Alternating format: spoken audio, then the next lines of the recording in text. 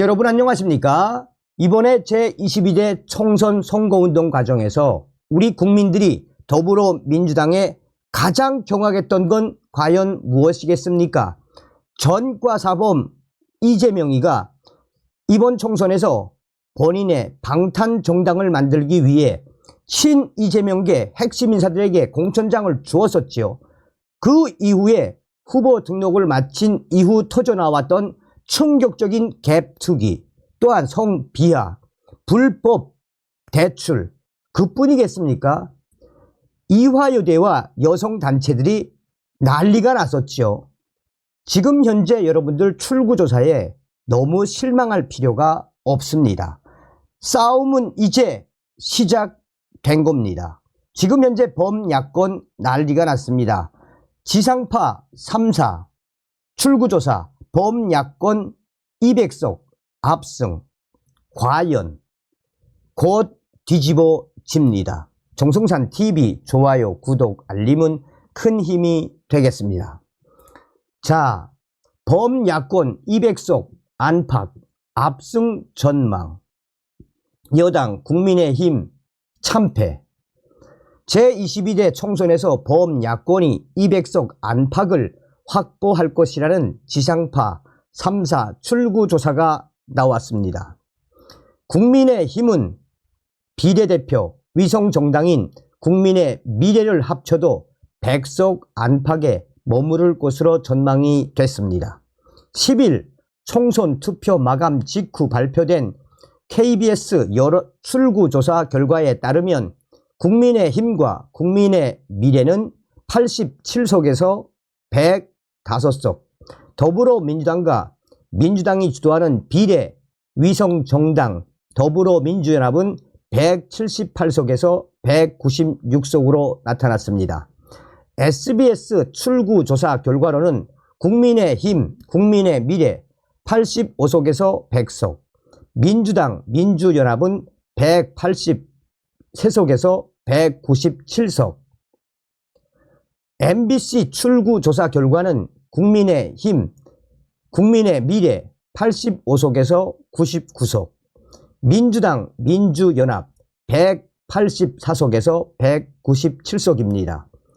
야권 군소정당은 지상파 3사 출구조사에서 조국혁신당 12석에서 14석, 개혁신당 1석에서 4석, 새로운 미래 0석에서 2석 등으로 예측이 됐습니다.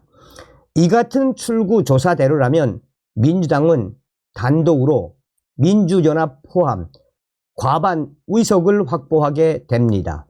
범야권 전체로는 200석 안팎에 이릅니다. 국민의힘은 개헌 저지선인 100석이 위태로워졌습니다. 자, 여기에 이제 어떠한 저하고 생각이 좀 비슷한데 어떠한 네티즌이 뭐라고 댓글을 달았냐. 김칫국부터 포마시는 엉터리 방송 3사 예측 출구조사 왜 발표하는지 의문. 21대 총선 때 여러 곳 아니라 두 자리 숫자 당선인 새벽에 바뀐 사례가 있었습니다.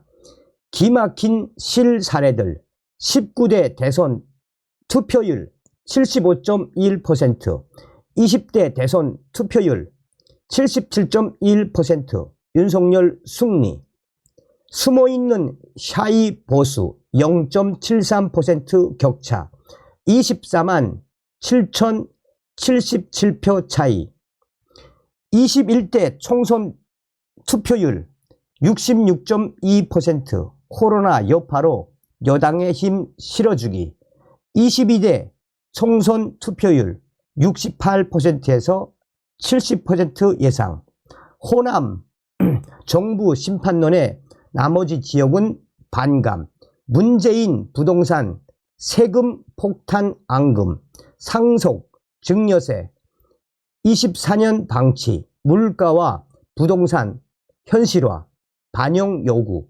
60세에서 70세 결집 동력, 역대 총선 사상 가장 높은 사전 투표율과 총선은 개별 선거구 단위에서 전국 단위 표본수가 적습니다. 대선과 총선은 다릅니다. 오후 6시 이후 방송 3사 사전 출구 조사 예측은 오류. 믿지 마십시오. 표본 수가 아주 적고 샤이 보수 조사에 불응. 바뀔 수 있습니다. 아니, 바뀝니다. 새벽 3시에서 4시 당락 결정. AI 정확. 국민의힘 오후 1시 이후 60세, 70세 결집했습니다. 최종 투표율 68%에서 70% 예상. 국민의힘 절대적으로 유리합니다. 지켜보세요. 자, 그런데 이 댓글도 있지만 며칠 전에 4월 6일에 나왔던 기사입니다. 확 달라진 사전투표장 모습. 고령층이 나오고 있다. 바뀐 사전투표 현장. 20대 주류. 사전투표율 역대 최고. 고령층 많아. 야당 독주 위기감 반영한 듯. 22대 국회의원 총선 사전투표율이 역대 최고를 기록하고 있는 가운데 투표장마다 그동안 사전투표를 꺼리던 고령층이 대거 유입되는 양상이 보이고 있습니다. 대부분의 이 사전투표장에서 20대 또 제일 많았던 부분은 고령층. 여론조사 결과에 따르면 60세 이상 고령층이 약 68% 이상 보수 성향. 중앙선거관리위원회에 따르면 사전투표 첫날인 지난 5일 투표율이 지난 21대 총선보다 3.47%포인트 오른 15.61%로 나타났습니다. 6일에도 오전 9시 기준 누적 투표율은 17.78%로 전체 유권자 4,428만 11명 가운데 787만 5,045명이 투표를 마쳤습니다. 이는 2020년 21대 총선의 사전투표 동시간대 투표율 14.4%와 비교해 3.74%포인트나 높은 것으로 2014년 사전투표제도가 도입된 이래 최대 역대급 투표율을 보이고 있습니다. 이 같은 22대 총선 사전투표율의 급 상승은 전국적으로 비교적 고른 추세에 각 투표장마다 그동안 사전투표에 매우 소극적이던 고령층들이 많이 몰리고 있다는 점이 큰 특징이자 요인으로 분석됩니다. 아직 연령대별 사전투표율에 대한 선관위의 공식 집계는 나오지 않았지만 각 투표장의 참관인 등 투표 업무 종사자들은 한결같이 22대 대선, 2020년 21대 총선에 비해 고령층 유권자들이 많이 나오는 상황이라며 선거 종사자들도 깜짝 놀랐다라고 전했습니다. 특히 서울과 경기, 인천 등 수도권 지역에서도 사전투표 첫날인 5일 투표장을 찾은 사람들 중에는 60대 이상이 많은 현상들이 각 투표소에서 확인할 수 있었습니다. 지난 5일 경기도 분당에 있는 회사 근처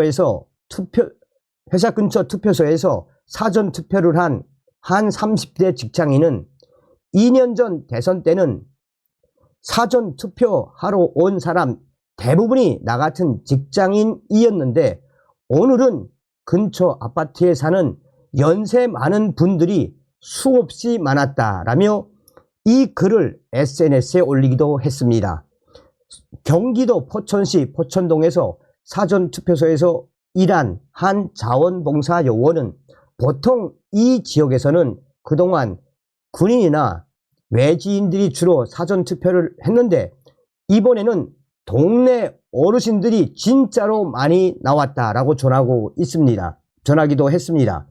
이날 포천동 사전투표소에서 투표를 한 80대 이모 씨는 본 투표까지 5일이 남았는데 무슨 일이 생길지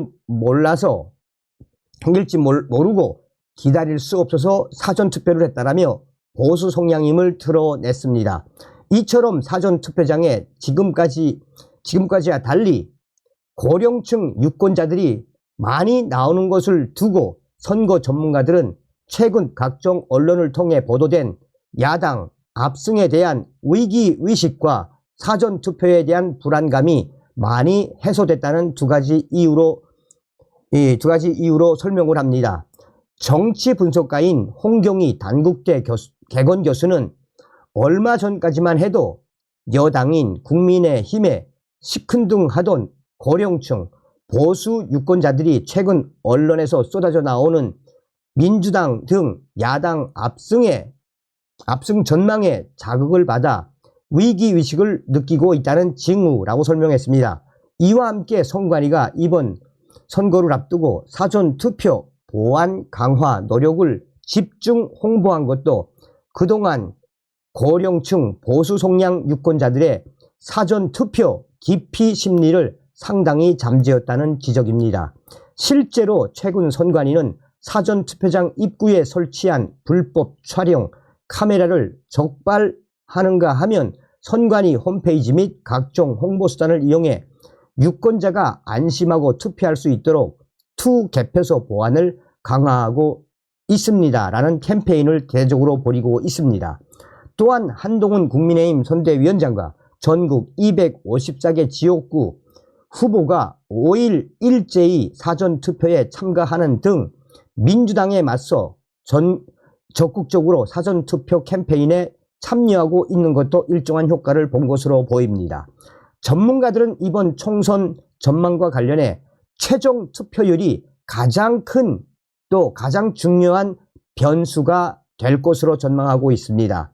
그동안 각종 여론조사에서 정부, 여당 지지자들의 지지 및 투표 의사가 많이 약해진 것으로 나타나고 있기 때문에 투표율이 높아져야만 국민의힘이 수도권 및 개별 접전 선거구에서 민주당 후보와의 격차를 줄이고 역전까지 할 수 있다는 것입니다. 사전투표에서 나타났던 30 세대와 또 고령층이 많아진 것, 이는 이번 총선에 매우 중요하게 작용할 것으로 전문가들은 예측을 하고 있습니다. 이제 대략 감이 좀 오십니까? 아직 끝나지 않았습니다. 뒤집어집니다. 다음 시간에 뵙겠습니다. 멸고.